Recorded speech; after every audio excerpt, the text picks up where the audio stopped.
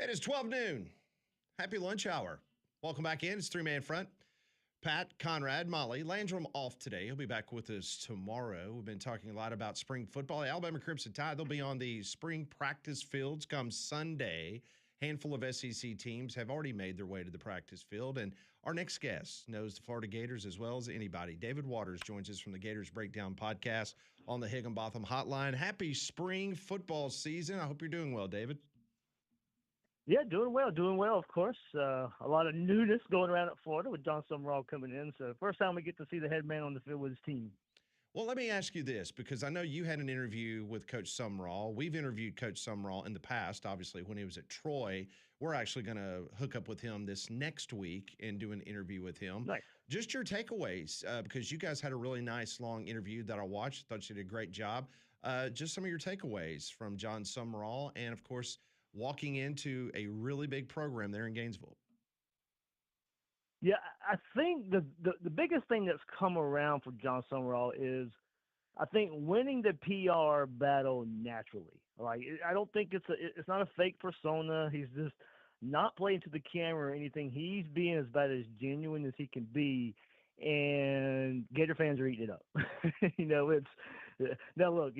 Any new head coach, a lot of times it's roses, of course, because it's just change. But I think there's a sense of realism with him of how he's going to approach this, and unapologetically going to be who he is, and is going to put a lot on his players and trying to turn this thing around. And obviously had some first-year success at Troy and some first-year success at Tulane, and kept that up for the seasons that are after that as well, and see if he can do that right away at Florida. Not shying away from the expectations. He knows the expectations of the Gator fan base. So, and then I think that's just come across really, really well in the interview I had with him, his opening press conference, and every time we've heard him talk since then. It's just I think winning over Gator Nation with a sense of realism.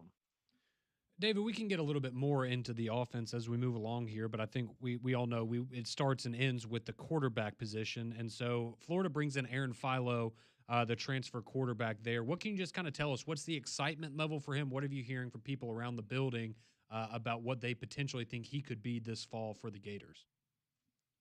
Yeah, so certainly a quarterback that's going to be, it's going to be a legit battle between him and Tramel Jones, the second-year quarterback who was part of the Gator team last year. But, a lot of people assumed a leg up, Aaron Philo coming from Georgia Tech with offensive coordinator Buster Faulkner, and that makes a lot of sense. But they are standing by this as a true competition. And, of course, in the first couple of days of spring practice, we're not really going to be able to tell too much. Not a lot of 11 on 11 and fast reads and decision-making and all that. But, we've seen both quarterbacks throw the ball well. And I think what stands out about Philo and the reputation coming in is just the ball placement and the speed of which the ball comes out of his hand as well. I know talking around with some Georgia Tech people and asking around, as far as the quick release goes, like a Dan Marino comparison, which is, the best you can get in that regard. Yeah. So probably, I think maybe going a little too high with that, but that's the name that comes up when you start talking about quick releases. So, I think just a player that's been around the system with Buster Faulkner for 2 years, has some experience, a couple seasons ago, played against Miami, played against NC State and leading Georgia Tech to some wins, started a game against Gardner Webb this past year when Haynes King was injured.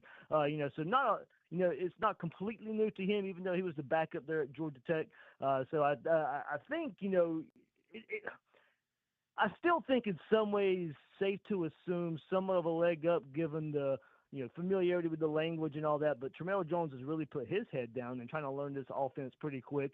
And the coaches have really, spoke with him, spoke about him and being ready and his preparation and how the locker room kind of gravitates towards him as well. So I really do believe John Summerall. I really do believe offensive coordinator Buster Faulkner when they say, hey, look, there's no preconceived notions here with the quarterback battle. This is a legit battle, even though Philo has that experience with Buster Faulkner. All right, so we're just talking about the quarterback situation, but let's talk about the transfer portal. Let's talk about what they were able to add once he came on board and the recruiting class that was coming in, and, of course, the transfer portal. Where would you rank that? And did they get some things done that they needed to do to shore up some position groups?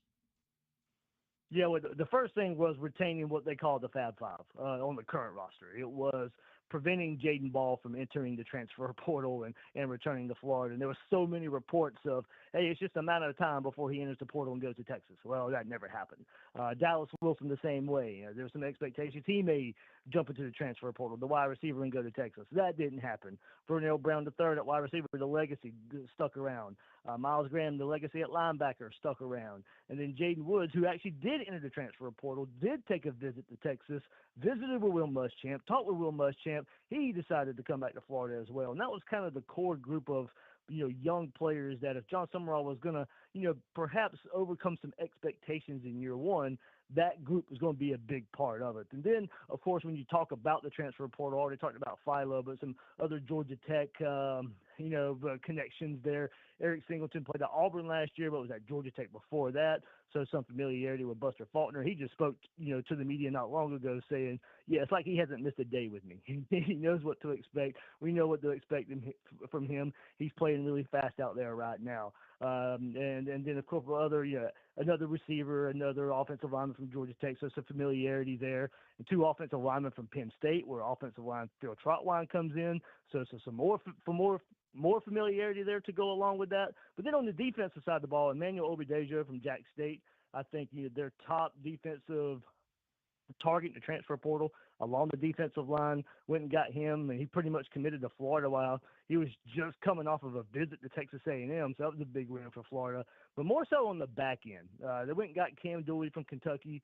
Brad White, the defensive coordinator, comes from there, so you have some familiarity, some connection. He's hit the ground running from everything I've been told. And also DJ Coleman from Baylor. So Florida really needs a lot of help in that secondary, at the nickel, at the safety. And they got a lot of experience there between Dooley and Coleman coming from Kentucky and Baylor. Okay, well, that's where I wanted to go with you was the defense, because you look at the numbers from last year, and in terms of points per game, yards per game given up, the secondary was definitely the strong suit, but they were kind of in that bottom tier of the SEC, bottom five in a lot of those categories.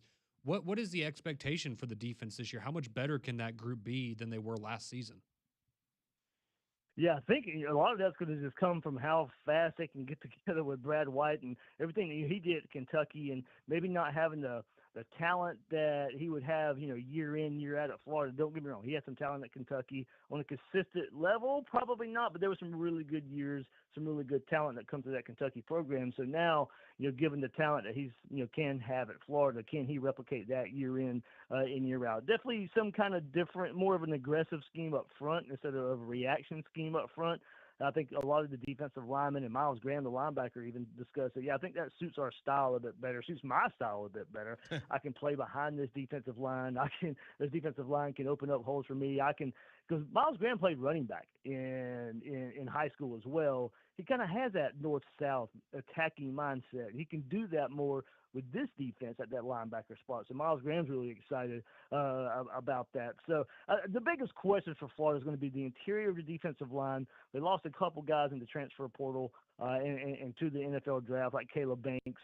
And they got 4 guys there that I think are going to fight for that. If those guys stay healthy, I think Florida's fine there with the young guys, McLeod and Mbachu, I think can come and really be a big part of this defense. But I mentioned how much help they needed in the secondary. We talked about the transfer portal there. That's probably been the biggest weakness. It's been at safety for Florida.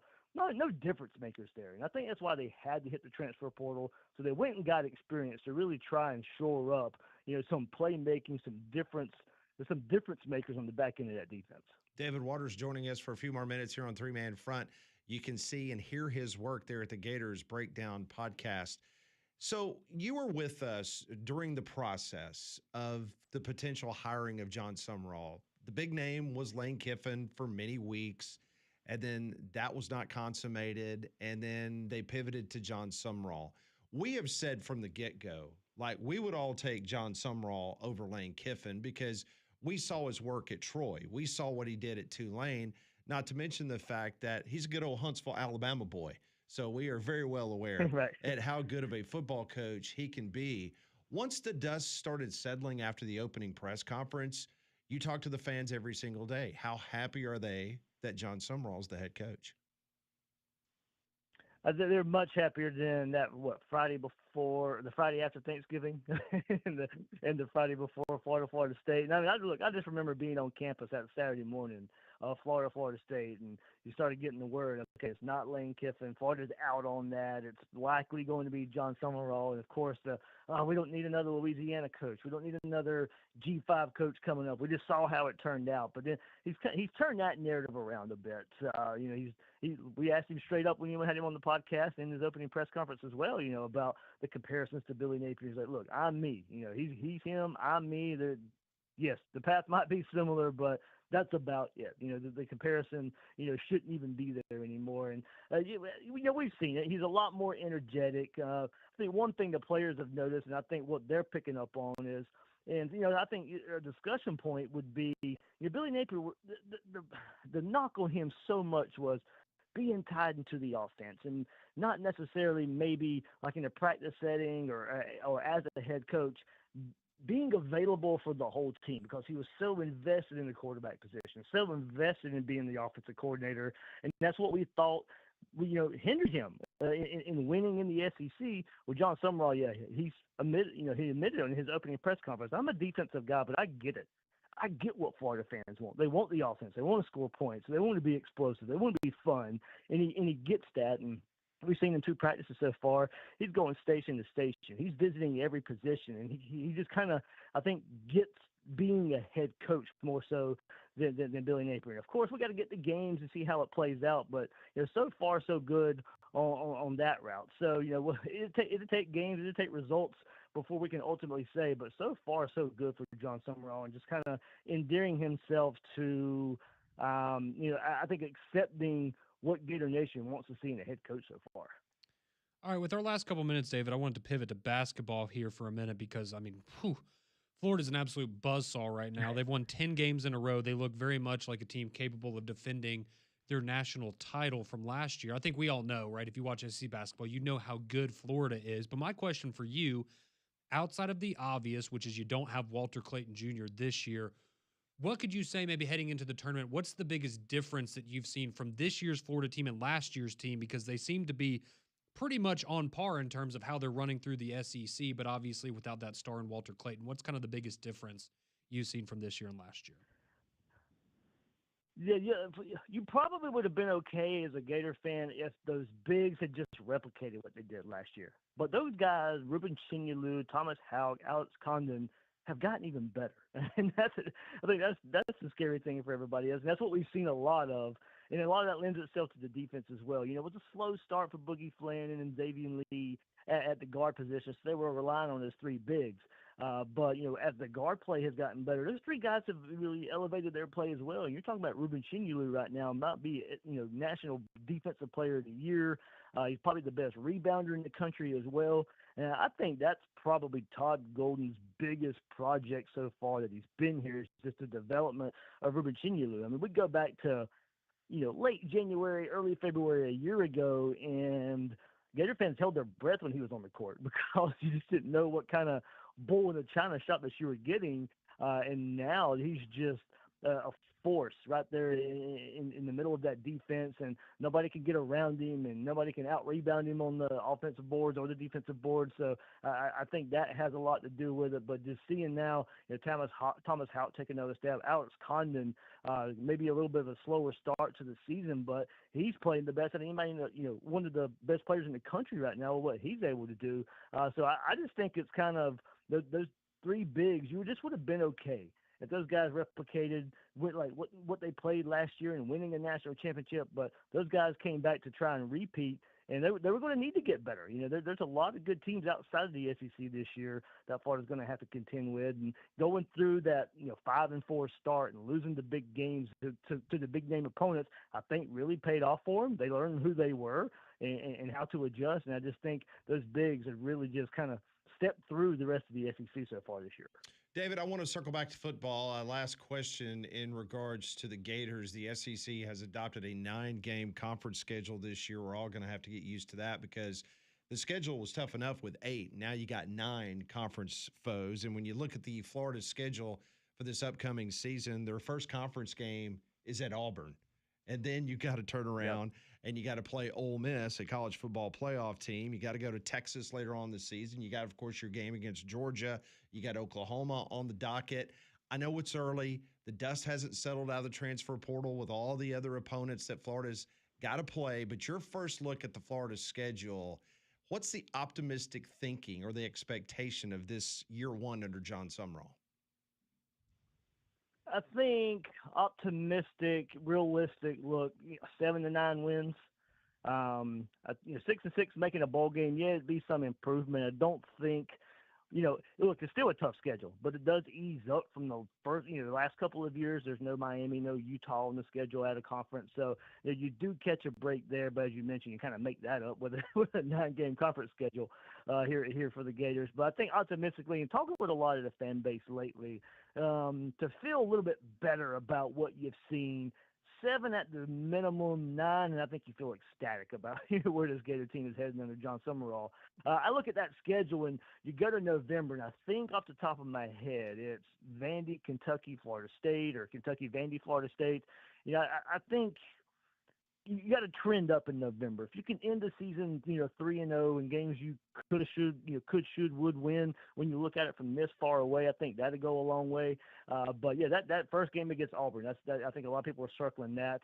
Auburn will already have played Baylor, so they'll probably maybe know a little bit more about themselves. Mm-hmm. And you got 2 first-year head coaches coming from the AAC, and how is that going to turn out? Auburn took a little bit different path in building the roster, more so than John Summerall did at Florida. So that's an interesting contrast of early roster builds there for those 2 coaches. That is David Waters. You can follow his work at the Gators Breakdown Podcast. David, always great to talk to you. I'm sure we will talk to you again before the end of spring practice wraps up. And as always, we appreciate your time. Thanks for having me, guys. Appreciate it. Thank you. That's David Waters. He joined us, Al, on the Higginbotham Hotline. You deserve solutions that are built for you. Higginbotham is your one-source solution for insurance, financial, and HR services. We will continue on the Thursday edition. We'll get to your text messages. So many of you have texted in over the first couple hours of the show. We just not had an opportunity with so many guests to get to those, but we will do that next here on 3-Man Front.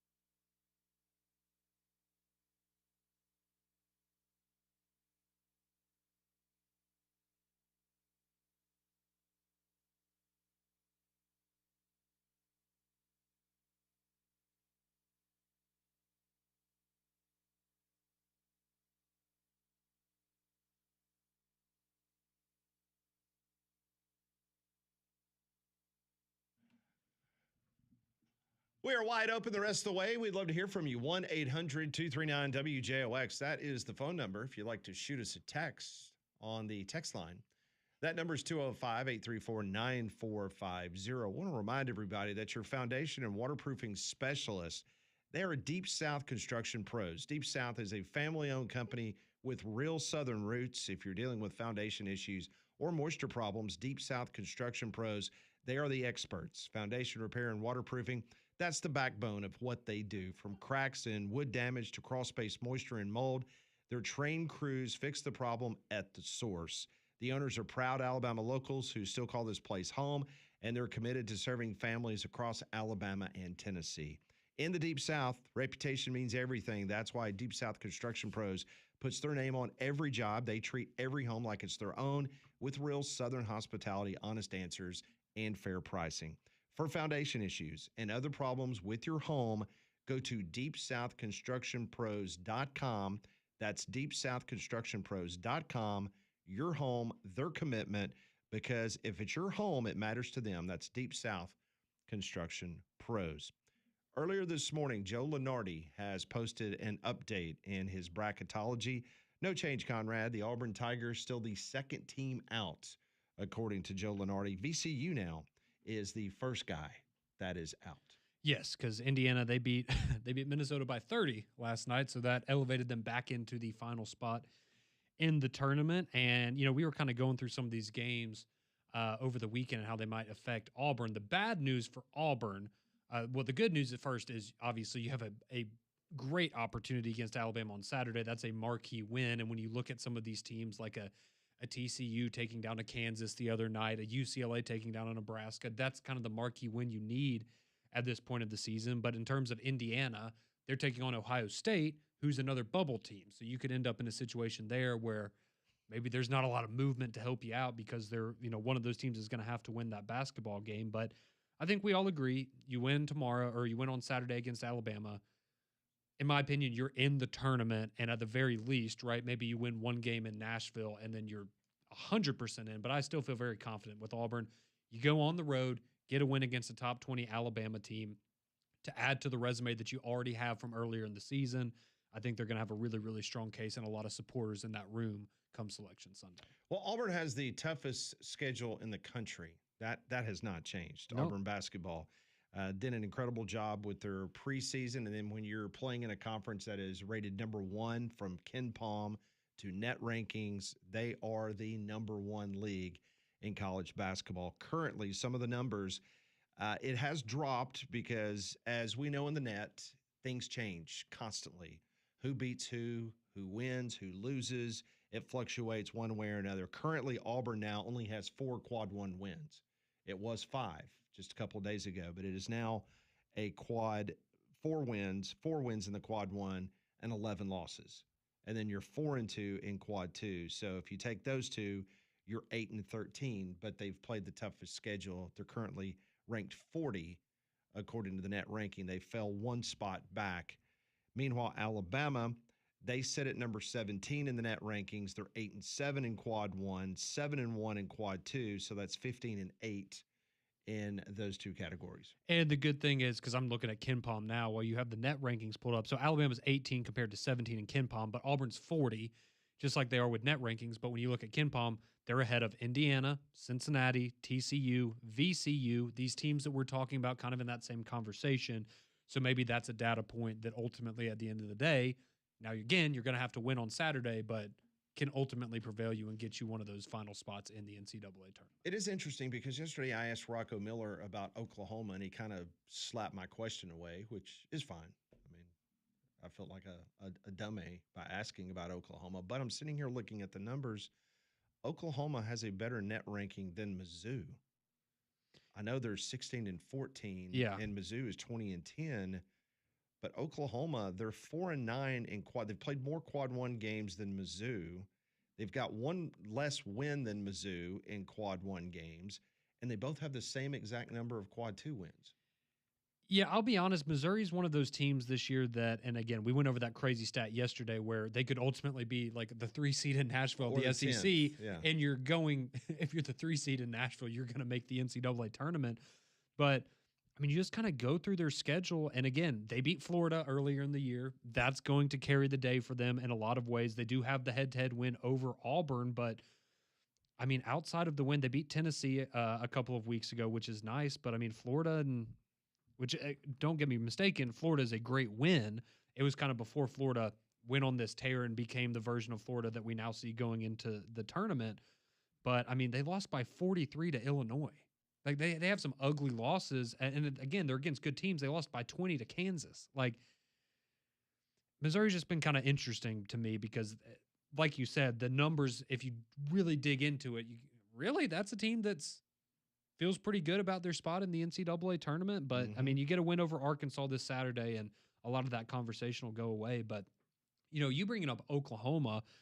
You look at Oklahoma, and especially, I mean, again, you just compare them to Auburn. They don't have some of the more, they don't have the St. John's win or the Florida win or things like that. But I mean, they have the same record as them. It feels like maybe they should be a little bit closer than they are on the bubble. But I don't know. Maybe there's a little bit of SEC fatigue. I don't know exactly how that works when it comes to Selection Sunday. But I mean, they lost a close one to Nebraska earlier in the year. They lost by 15 to Gonzaga. I mean, they played some good teams in the non-conference, but again, you get into Oklahoma.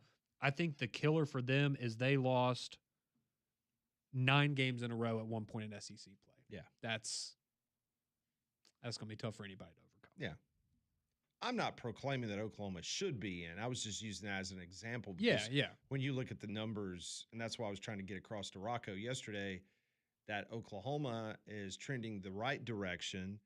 And their quad 1 and quad 2 wins is not that different than Mizzou. But why does there seem to be this big gap in the perception of how that? Hey, Mizzou's in the tournament, but Oklahoma, you can't even. Yeah, don't even bring them up. Yeah, basically. Don't even remotely bring that up. Also of note, and this proves because the scheduling by both Auburn and Alabama basketball, it's always the toughest in the nation. I mean, they go out and they sign the big boys in regards to who they play. Alabama on Saturday will only be the 15th home game this season for Alabama. Auburn only played 15 home games. They love those neutral site, difficult matchups. But again, that's why. Guess how many Texas A&M's played at home this year? 20. 18. Well, it's an example because we pointed that out, that Bucky loaded up, had an easy schedule, and that the proof was going to be in the pudding once he got into SEC play, and that's what's happened. Yeah, and it has. And I mean, again, they've gotten the wins where they needed them to stay there in the mix and to probably find themselves getting into the NCAA tournament, honestly. But again, it's a credit to, I guess, Bruce Pearl technically, because he helped put together the schedule that was going to be there for this season. But this is why you do this, because you can have, I mean, Auburn had a really rough month and a half stretch of the season, and we're sitting here talking about all the different ways that they could potentially have a strong argument to make the NCAA tournament. And it's because they played the most difficult schedule in the country. And at the end of the day, if they do find themselves in the tournament, maybe that's, again, we talked about it with Alabama in the past as well. It helps you when you get to this point in the season because you've been through the ups and downs. You've been through the difficult matchups. And when you get into a tournament, you've played teams from other conferences and you kind of know what to expect a little bit more. So it's a credit to them that they're willing to take those sacrifices and play the difficult schedules they do, and it's paid major dividends for both programs for the last couple of years. And not to mention, when you schedule these games, you always know that the Purdue's and the Illinois, you're going to lose some of them. And the Houstons, that they are going to, when it's all said and done, those programs are going to be right in the mix for top seeds. Oh, absolutely, yeah. But it's also fascinating because Florida has only played 7 quad 3 or quad 4 opponents. 7. Alabama's only played 7. So once again, it's the schedule. Now, Auburn's played 9 in quad 3 and quad 4, and that a lot has to do with the fact that you get in conference play and you play in Ole Miss or Mississippi State. They're going to be they're not helping you out. Yeah, they're going to be a quad 3, quad 4, but at least in the non-conference portion of the schedule, that has obviously paid dividends if Auburn can get a win against Alabama. Yeah, there's no doubt about that. And I mean, even when we were talking with David Waters, right, he brought up the fact Florida, I think a lot of us, it's easy to forget this. Florida was 5-4 at the beginning of the season, and people already hit the panic button. And now look at where they are, right? You take your lumps early on in the season, you figure things out, you figure out your identity, you work on the chemistry, and look at what you can ultimately become. And again, I know it was LSU the other night, but that was the best I'd seen Auburn play in about 2 months. So if that's what you're going to get now moving forward for Auburn, then yeah, they do belong in the NCAA tournament, and we'll just have to see if they carry that into Saturday. 205 834 9450. That is the text line. We will get to your text next on Three Man Front.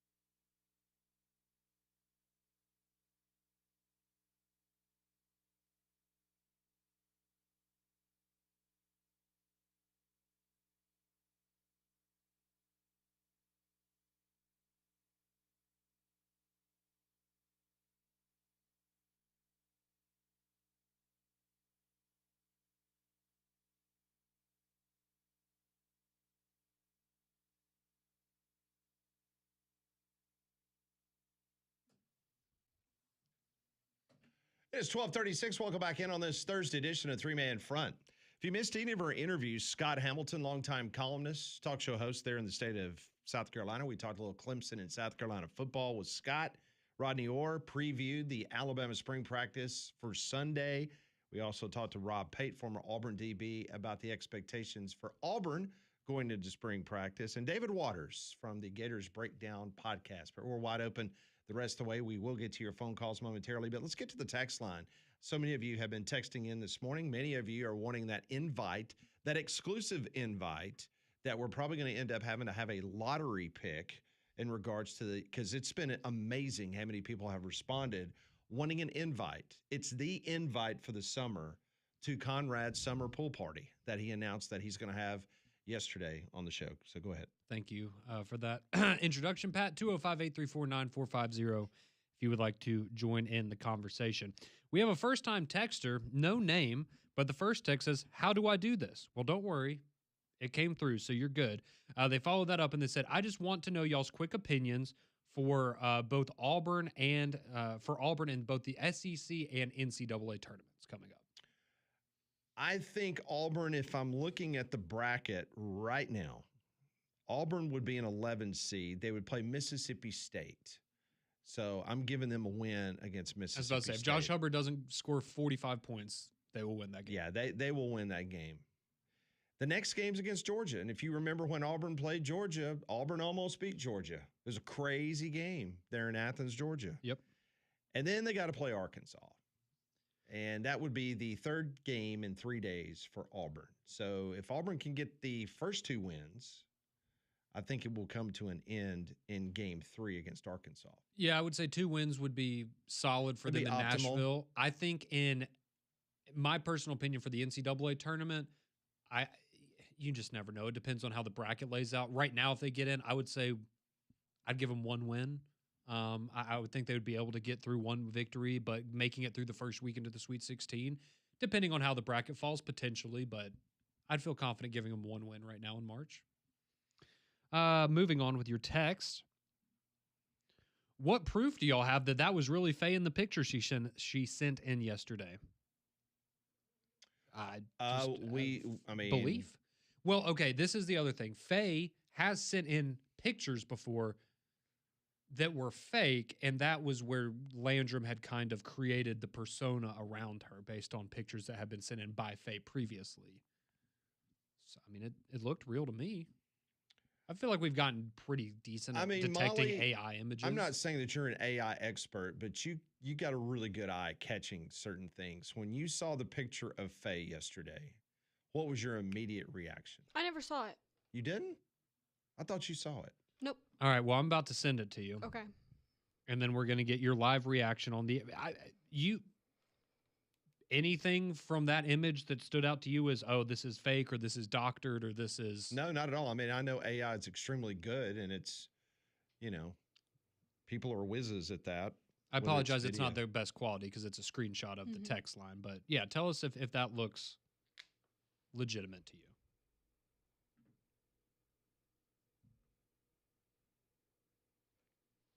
I think so. Yeah, I mean... She does look like a nice lady. I know, that's what she has a nice smile. She looks very well put together. I would absolutely let her cut my hair. And I like her Mustang. It checks out to me. I mean, if you don't believe it, that's fair. I guess we haven't seen her in person to confirm it. No, I would like for her to either come to Social Taco on a Tuesday, or she comes to your pool party. We will reserve 1 spot on the pool deck for Faye. So hopefully she can come to your house for the pool party. Yeah, absolutely. We would love to have her. Let's see. This one says, who names their kid Conrad? Well, it's a family name, so hope you feel good about yourself. Goes back generations, in fact. Drake chimes in. He says, I'm still trying to figure out to this day the paper trick that Coach Lou Holtz did. Yeah, if you haven't seen it before, just do a Google search on it where he's talking to the team and he tears the newspaper up, and it's a great trick. Jim chimes in again. He says, I will donate one of my Red Sox jerseys to charity if I get an invite to the pool party. I am also willing to autograph Faye's swimsuit for extra credit. Very nice. So very nice offer. All right, let's talk about what the expectation is in regards to, because there's different types of swimwear that people can wear. Oh, what do we think Faye would show up in? No. I'm talking about like everybody else that comes to the pool party. Like, do you have a requirement? Like guys, there's no Speedos. Preferably not. No banana hammocks, if avoidable. But you want chicks to wear bikinis, right? Whatever you're comfortable in, 1-piece, 2-piece, I don't have a problem with either. Okay. It's whatever you're comfortable in. But clothing. But they have to wear some form of swim trunk or bathing suit. Yes, clothing is required. Okay. Absolutely required. That is a non-negotiable. Non-negotiable on that one. Let's see. Somebody says, just because the photo is not AI doesn't mean somebody didn't go grab a photo from somebody else's profile. Look, if you want to doubt it, that's fine. Yeah, I mean, there's phishing situations all the time. Yeah, where people will take a photo and. We like to see the good in the world, and I like to think that after all this time, if Faye says this is an actual picture of me. Here's the thing. You were so scared that it was going to be a dude. Well, yeah, I was just glad that it wasn't. So at least in this picture, Conrad is feeling a little bit better about the situation. To be fair, I'm glad to latch on to this picture hypothetical Faye than it. Yeah. Someone says. Someone says, Conrad, are you really going to give random strangers directions to come to your new house? No, I mean, it will be like a secured invite. I mean, it's not like he's going to, say exactly where he lives on the air. We'll have a trolley. You'll have to be blindfolded, and we'll load everyone on the bus, and then you'll be dropped off in my backyard. It'll be great. All right, let's go to the phones. 1-800-239-WJOX. Don wants to chime in. Hey, Don, happy Thursday. Hello, guys, and it's time for us, me and Conrad, to negotiate this bet we got there, Pat. Well, hold on a second. I thought the bet was already done. You got 8.5 points against Alabama. No. I'm talking about whoever loses, what they got to do, and I'm not probably going to not be able to call tomorrow because of work, everything. But okay, Conrad. Besides dinner, besides lunch at Social Taco. Yeah. The loser has to wear either Auburn. I would have to wear an Alabama jersey, and you'd have to wear an Auburn jersey the whole time at Social Taco.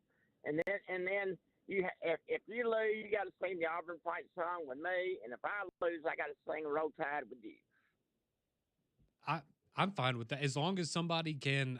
We procured the Cam Newton jersey for the Iron Bowl or whatever game that was last year where I had to wear I have an Auburn #1 jersey. I don't have a Cam Newton jersey, but I do have an Auburn #1 jersey, and I know Conrad's got the 18 jersey. So what about that? Okay, sounds good. That's fair? good. Is that fair? That's fair. So okay. Are we sticking with the 8.5, or is this just a straight up winner? We are sticking with 8.5, brother. Okay, 8.5. So Alabama has to win by 9. And Don will wear an Alabama jersey and sing the fight song. And if Alabama wins by less than 9 or loses, then I will do it. 8 or less, you have to do it. Now on your pool party, did you get my text about me wanting to donate some food? That's awesome. That is very kind of you, Don. That is very awesome. There will be a lot of people that need to be fed. Well, you guys know, I can't feed 100 people, but you guys. There will not be 100 people there. I can promise you that. By the way, when you got home last night, are you in trouble? Let's just say when my wife doesn't know, it doesn't hurt her.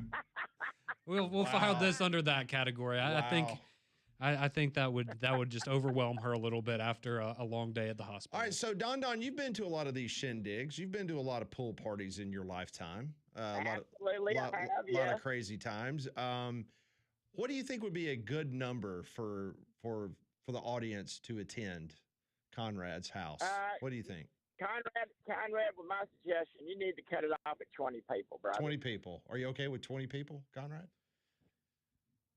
More the merrier, right? Are you going more than 20? No. I'm just saying, I was thinking 12. You got to have a limit, Conrad. Yeah, well, we don't need the deck to collapse on itself or anything like that. Right, it is a new home.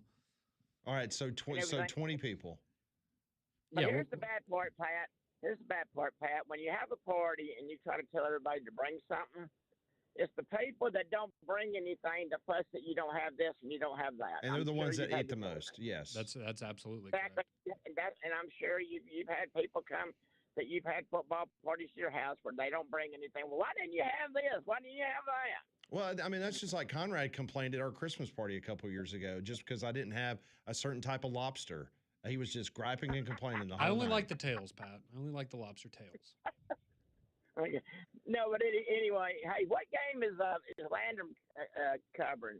He is there all day today. I think he has got. I know Coleman is one of them. That would be. Yeah, that's a 7A game, right? 6A. 6A. Yeah, I think it's Coleman and Oxford, if I'm not mistaken. Sounds Well, right. Yeah, well, I'm gonna tell you what. he's got a bunch Ain't of them. nobody gonna beat up. And Oxford destroyed my Homewood Patriots, and they destroyed Saraland yesterday. Ain't nobody gonna beat them. They're good. Good basketball program. I mean, well, they haven't even lost a game. But Pat, by the way, when you talk with Rob Payton a minute ago, but he hit it right on the nails about Stephen Pearl, man. I mean, us Auburn people got to give him we need to give him 3 years, and I've been saying that all year that he got thrown in the list in the fire. Me and you talked about that the other day, and when I talked to Paul, I told him what me and you talked about, and Paul agrees with everything. But every Auburn fan should realize that when did he get hired? Like the week of the week the practice opened. I mean, it was like 6 weeks, wasn't it? Yeah, I mean, 6 it was weeks less than before 2 the months season before. started? Yeah, it was quick. I know now. I think he's got a 3-year contract. Yeah, I mean, he's If I'm not mistaken. Hey, listen. And by the way, with y'all having Rodney Orr, Auburn is off to a red hot start in their recruiting, and we got 2 of the top quarterbacks in the country looking at us, and Auburn people and us, we really think we're going to get the Abrams kid from Chicago. Okay, all right. Quarterback. That'd be big. Well, thanks for the update, and we'll keep you posted on the ticket availability for Conrad's 20-person pool party.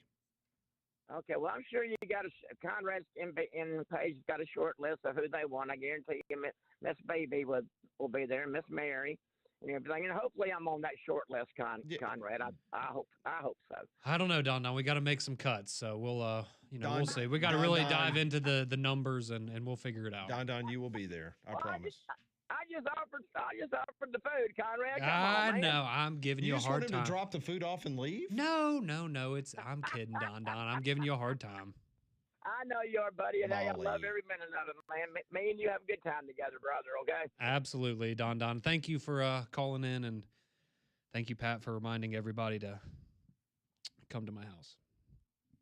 I mean, you're the one that just invited 20 people to your house. I didn't. Don't think that was me, but that seems to be the number.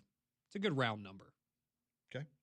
All right, we will continue on 10 minutes away from the top of the hour on this gorgeous Thursday. You're listening to Three Man Front.